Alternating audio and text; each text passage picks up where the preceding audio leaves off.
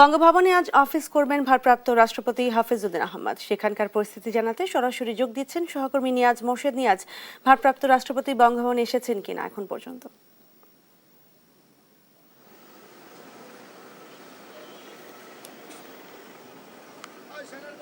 যদি একটু বলি যে আমি এই মুহূর্তে রয়েছি বঙ্গভবনের সামনে এবং আপনাকে একটু বলে রাখি যে কিছুক্ষণ আগেই কিন্তু আপনার বঙ্গভবন থেকে আমরা দেখেছি যে বর্তমান যে ভারপ্রাপ্ত রাষ্ট্রপতি তাকে নিয়ে আসার জন্য দুটি গাড়ি কিন্তু এখান থেকে বেরিয়ে গেছে। এবং যদি একটু বলি আজকে তিনি কিন্তু প্রথম অফিস করবেন ভারপ্রাপ্ত রাষ্ট্রপতি হিসেবে দায়িত্ব গ্রহণ করার পর থেকে।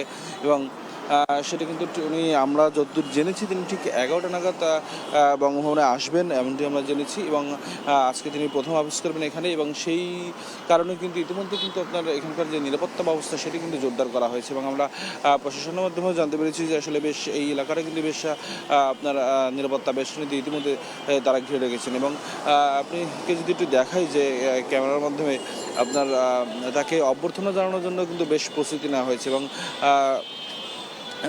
আপনার বেশ কিছু আপনার ঘোড়াও আপনার কিন্তু সাজানো হয়েছে তাকে আসলে ঘোড়া এবং যারা অশ্বারোহী আছেন তারাও কিন্তু আপনার এখানে উপস্থিত রয়েছেন এবং তাকে অভ্যর্থনা জানানোর জন্য। এবং যদি একটু বলি যে আপনার আজকে কিন্তু আপনার তিনি প্রথম অফিস করবেন এবং কিন্তু তিনি থাকবেন তার যে স্পিকারের যে বাসভবন রয়েছে সেখানেই থাকবেন। তিনি কিন্তু এর আগেই সে বিষয়টি নিশ্চিত করেছেন এবং তিনি প্রতিদিন এখানে অফিস করবেন এবং কিন্তু তিনি আপনার এখানে থাকবেন না এমনটি কিন্তু তিনি আমাদেরকে নিশ্চিত করেছেন। এবং যদি একটু বলে আজকের দিনের আসলে যেসব কর্মসূচি রয়েছে সে বিষয়ে আমরা এখনও পর্যন্ত তেমন কোনো তথ্য আমরা জানতে পারিনি। তবে আমরা জানার চেষ্টা করছি যে আসলে আজকের দিনে উনি প্রথম কার্যদিবস উনি আসলে কী কী কর্মসূচি তার রয়েছে।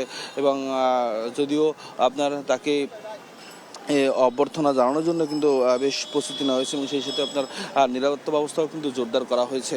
এবং ঠিক সকাল 11টা নাগাদ হয়তো তিনি এখানে এসে পৌঁছাবেন এমনটি আমরা জেনেছি। এই ছিল আমার কাছে সর্বশেষ তথ্য।